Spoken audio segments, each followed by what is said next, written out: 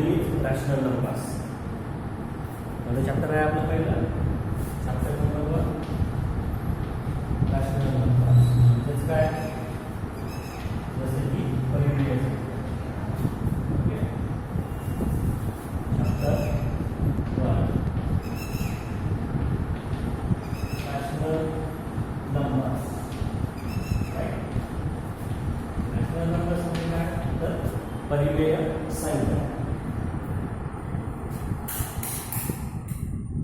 परिमेय संख्या या आधीच्या टॉपिकमध्ये आपण काय शिकलो होतो तर ऑपरेशन्स ऑन रॅशनल नंबर्स.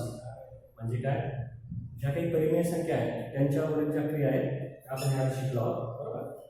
त्यामध्ये आपण adding and subtracting rational numbers म्हणजे परिमेय संख्येची बेरीज आणि वजाबाकी कशी पद्धतीने केली जाते केस म्हणून त्यामध्ये पाहिलं होतं. जसं की adding and subtracting with like denominators. छेद जर सारखे असतील तर तिथे कशा पद्धतीने त्यांची बेरीज आणि वजाबाकी होईल ते आपण पाहिलं होतं. राईट. केस 2 मध्ये जर छेद अलग असतील तर कशा पद्धतीने बेरीज आणि वजाबाकी करायची तेही देखील आपण कालच्या टॉपिकमध्ये शिकलो होतो. राईट. सो अगर तुमचा जो टेक्स्टबुक आहे तर ड्रॉ युअर पेज नंबर 15 पानांवर तुम्हाला काढायचं आहे. त्यामधील आजचा जो आपला पॉईंट असणार आहे तो असणार आहे मल्टिप्लाइंग रॅशनल नंबर. डी नंबरचा पॉईंट आहे multiplying rational numbers. Rational number. Okay. Multiplying rational number. Okay.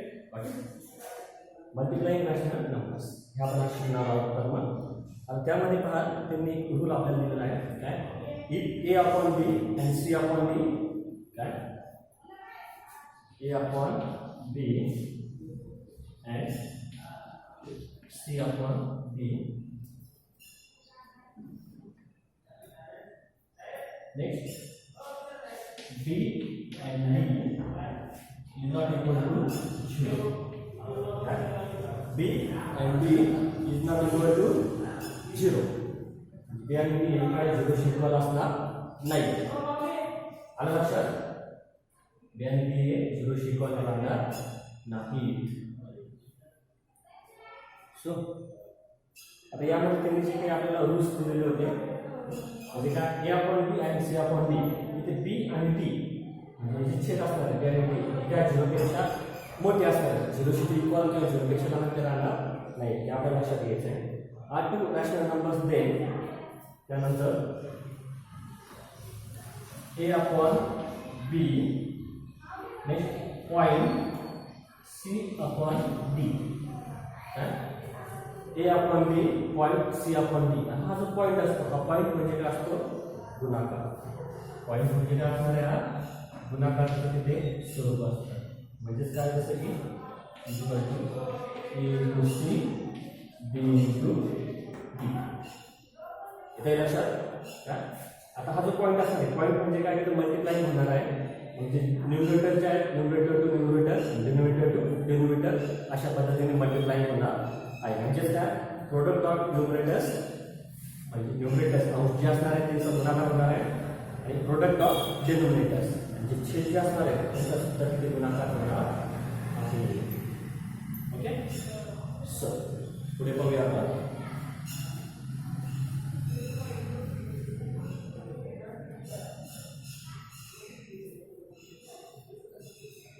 आता त्यांनी आपल्याला काही जे रूल्स दिलेले होते हा या आधी काय plus into plus equal to plus. त्यानंतर 2 नंबरचा फॉर्म्युला आहे 2 नंबरचा पुन्हा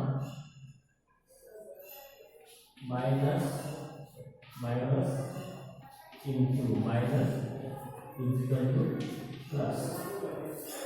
ओके. थर्ड हो गया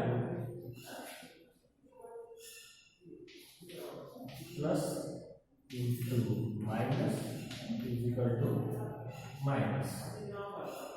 plus into minus equal to minus. आणि नेक्स्ट 4 नंबरचा असणार आहे तुमचं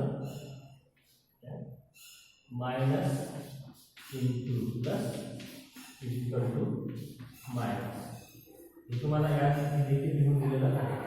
जर पॉझिटिव्ह इंटू पॉझिटिव्ह म्हणजे दोन्ही जर धनसंख्या असतील आणि त्यांचा जर आपण गुणाकार केला तर उत्तर सुद्धा काय असणार आहे, धनच येणार आहे, धनसंख्याच येणार आहे. Negative into negative equal to positive म्हणजे दोन्ही नंबर जर निगेटिव्ह असतील, काय दोन्ही नंबर जर निगेटिव्ह असतील आणि त्यांचा जर गुणाकार केला तर तो कसला असणार आहे, पॉझिटिव्ह तो येणार आहे. जसं -5 इंटू -2 असं काय येणार, +10. 5 2 जा 10. कसे असणार ते, +10. आपण शिकलो याआधी त्यामुळे आपण इथं डिग्री घेणार नाही आहे. Okay, plus into minus equal to minus. आधी त्याचं 5 आहे आणि त्याचं -2 आहे, तर मग 5 2 जा 10 तर होणार आहे, तर 10 ला मायनस सिम्बॉल तिथे ॲड होणार आहे. काय होणार आहे, तिथे मायनस जे सिम्बॉल आहे तिथे ॲड होणार आहे. Minus into plus equal to minus म्हणजे काय, -5 इंटू 2 असं जर लिहिलं, 5 2 जा 10, पण मग 10 ला सिम्बॉल काय राहणार, साईन काय राहणार आहे, तिथे मायनसचं साईन राहणार आहे. वाटेल मला लक्षात हे आपण याआधी शिकलेलो आहोत, त्यामुळे आपण हे जास्त आता डीपमध्ये घेऊ शकत नाही आहे. Okay,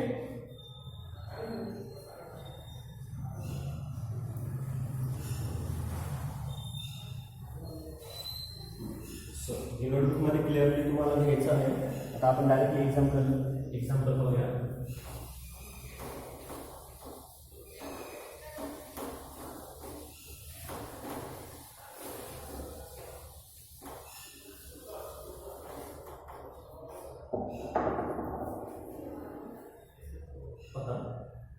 example, product of same signs is positive and product of different signs is negative. जर सारखे साईन असतील तर ते काय असणार आहे, त्यांचा गुणाकार कसा असणार आहे, पॉझिटिव्ह म्हणजे ना. आणि जर वेगवेगळे साईन असेल तर त्यांचा जो गुणाकार असणार आहे तो कसा असणार आहे, निगेटिव्ह. म्हणजे आपण जे म्हणतो साईनचे जे काही रूल्स पाहिले, 4 रूल्स त्यावर रिलेटेड काय केले. सो आपण डायरेक्टली एक्झाम्पल पाहूया म्हणजे तुम्हाला हा जो पॉईंट आहे हा क्लिअर होईल. Okay, so number 1 example, 5/7 into 3/11 is equal to 5/7 into 3/11. आता याच्यामध्ये न्यूमरेटर सेम तसं काही नाही, मॅचिंगचं वगैरे काही याच्यामध्ये प्रकार नाही. त्यांनी काय सांगितलं आपल्याला, न्यूमरेटरशी प्रोडक्ट करायचा आहे, न्यूमरेटरशी प्रोडक्ट करायचा आहे. खूप सोपं आहे, खूप सोपं आहे. मग आता न्यूमरेटर्समध्ये 5 आणि 3, 5 into 3 आणि नंतर डिनोमिनेटर 7 प्रोडक्ट 11. आले लक्षात, अंशाचा अंशाशी गुणाकार आणि छेदाचा छेदाशी गुणाकार. मला असं काय ना, 5 3 जा 15 आणि 11 7 जा 77 झाला असं आपलं 15/77 हे झालं आपण फायनल आन्सर. त्याचे आपण पुन्हा केलं तर आपण नंतर त्याचे रूपांतर करायचं नाही का, होणार पण नाही. 77 50पेक्षा मोठा आहे, होईल का मग, नाही होणार. सो सेकंड एक्झाम्पल बघूया. -3/5 into -4/7. आता हे जे मायनस आहे हे कुठे पूर्णांकाच्या ठिकाणी ते सिम्बॉल आलेलं आहे. हे इंटेग्रलच्या ठिकाणी पूर्णांकाच्या ठिकाणी ते सिम्बॉल आलेलं आहे. -3/5 into -4/7 म्हणजे दोन्ही अपूर्णांकाचे सिम्बॉल काय आहे, तिथे मायनस आहे. काय असणार आहे, मायनस असले तरी काय असणार आहे, मायनस जे असणार आहे ते आपण ज्यावेळेस पूर्णांकामध्ये मायनसचे सिम्बॉल टाकतो तर ते मायनसचे सिम्बॉल कुठे जातं, मग न्यूमरेटरमध्ये जात असतं. काय जर मायनसचे सिम्बॉल दोन्हीकडे पहा पूर्णांकामध्ये कुठे एक मध्यभागी ते आहे, पूर्णांकाच्या ठिकाणी आहे ना, मग ते पण होणार आहे, ते न्यूमरेटर्समध्ये ॲड होणार आहे. मग काय -3 into -4. 5 आणि 7 ला ते अप्लाय होणार नाही, तिथे ते लागू होणार नाही. मग 5 आणि 7 जसे तसे 5 into 7. आता आपण पहिले रूल्समध्ये पाहिलं काय, -into +. याला त्याच्यामध्ये आन्सर येणार आहे, त्याला काय पॉझिटिव्ह सिम्बॉल तिथे राहणार आहे. म्हणजे मग 4 3 जा काय 12, 4 3 जा 12. -into सिम्बॉल काय असणार आहे, पॉझिटिव्ह सिम्बॉल असणार आहे. 7 5 जा 35 म्हणजे आपण फायनल आन्सर इथे आलेला आहे 12/35. ओके, नेक्स्ट अजून इथे 2 एक्झाम्पल्स आहेत ते पण आपण पाहणार आहोत. फक्त तुम्हाला समजणं महत्त्वाचं आहे. इथे पहा, सोपं न्यूमरेटरचा न्यूमरेटरशी गुणाकार, डिनोमिनेटरचा डिनोमिनेटरशी गुणाकार. सेकंडमध्ये काय फक्त हे साईनचा तुम्हाला प्रॉब्लेम म्हटला असेल, पण ही जी मायनसचं साईन आहे कोणाला जात आहे, न्यूमरेटरला जात असते. काय पूर्णांकामध्ये जर मायनसचं साईन असेल तर अशा वेळेस ते न्यूमरेटरला जॉईन करावं लागत असते. लक्षात ठेवायचे छोटे छोटे rules. Okay, so that's it. Forward for example,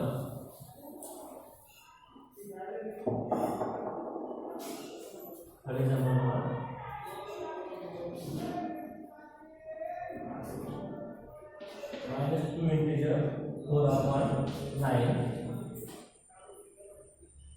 into 1 integer 4/5. आता काय दिलं इथे मी -2 integer 4/5 into 1 integer 4/5. -2 पूर्णांक 4/9 गुणिले 1 पूर्णांक 4/5. तर मग आता इथे काय होणार, हे जे पूर्णांक युक्त अपूर्णांक आहे त्यांचं आपण काय करतो, इम्प्रॉपर फ्रॅक्शनमध्ये रूपांतर करतो. बरोबर आहे, आपण त्याला सिंपल आपले जे फ्रॅक्शन्स असणार आहेत त्यामध्ये कन्वर्ट करूया. कसं होणार ते, 9 × 18 आणि 18 + 4 किती, 22. किती, 22. ओके, 9 आपला जसा तसा डिनोमिनेटर. तुम्हाला सांगितलं होतं पूर्णांकामध्ये जर मायनस सिम्बॉल असेल तर ते कोणाला जाणार आहे, न्यूमरेटरला. म्हणजे ऑलरेडी नंबर आलेला आहे ना, मायनस सिम्बॉल सोबत तिथं काय आलेला आहे, नंबर आलेला आहे, म्हणून ते तसंच राहणार. तर त्याच्यासोबत जर नंबर नसता, त्याच्यासोबत जर नंबर नसता तर ते सिम्बॉल जे ते न्यूमरेटरला गेला. ओके, त्याच्यासोबत 2 आहे म्हणून ते पूर्णांकाच्याच ठिकाणी जाणार आहे. इंटू तिथे काही मायनसचा सिम्बॉल आहे का, नाही. 5 × 5, 5 × 20, इथे ना 20/5 असणार आहे, 20/5. बरोबर आहे का, बरोबर आहे का. एका ठिकाणी चुकलेलं आहे, ऑब्झर्व करा बरं कुठं चुकलेलं असेल. तुम्हाला माझी ट्रिक आठवते ना, शाळेमध्ये ऑफलाईन जेव्हा शिकत होतो मी काही चुकीचं बोलू शकते, चुकीचं लिहू शकते. तुम्हाला ऑब्झर्व करावं लागतं काय चुकलं असेल. काय चुकलं इथे, 20 केलं आहे का, नाही. मी काय केलं, 5 × 5, 5 + 20 म्हटलं, पण 5 × 5 +4 करतो आपण.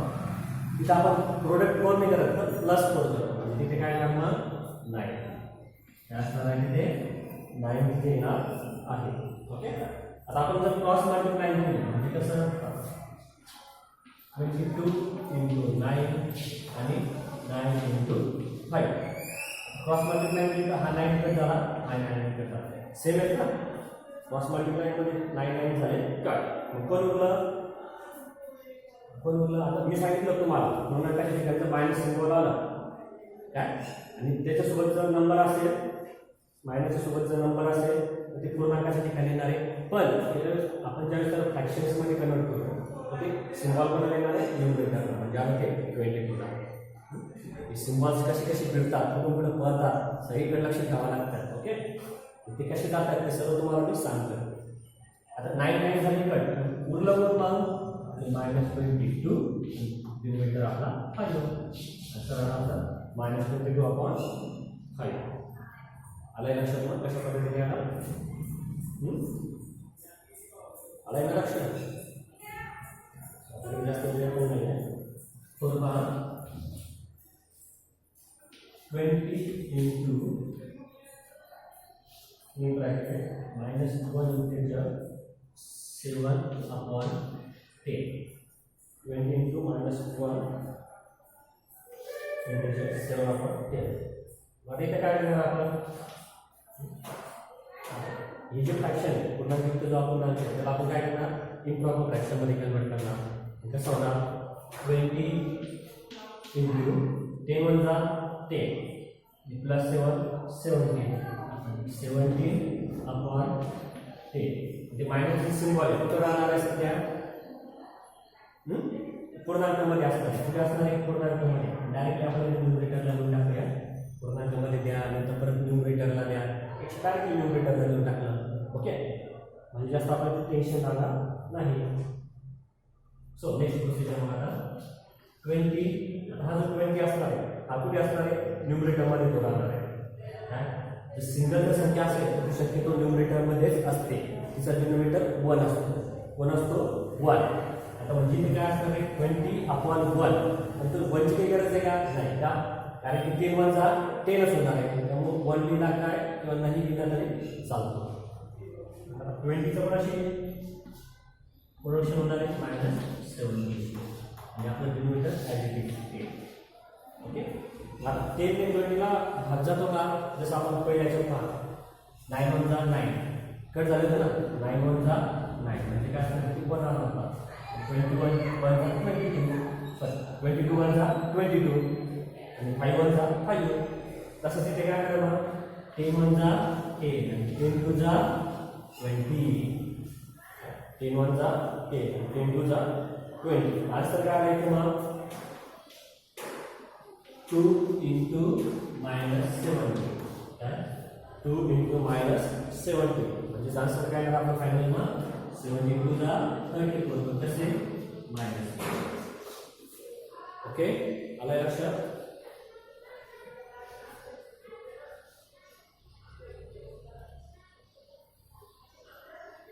माझ्या मते याच्यामध्ये काही जास्त अवघड नव्हतं. ओके, तुम्हाला लक्षात पण आलं असेल. हे सर्व काही लिहायचं आहे आणि त्यानंतर होमवर्कमध्ये तुम्ही काय करणार आहात पहा. प्रॅक्टिस सेट 1C जो असणार आहे काय? Practice set 1C page number 16 त्यामध्ये क्वेश्चन नंबर 1 2 3 हे 3 क्वेश्चन्स तुम्हाला सॉल्व्ह करायचे आहेत. ओके, 1C मध्ये. So good day, good bye.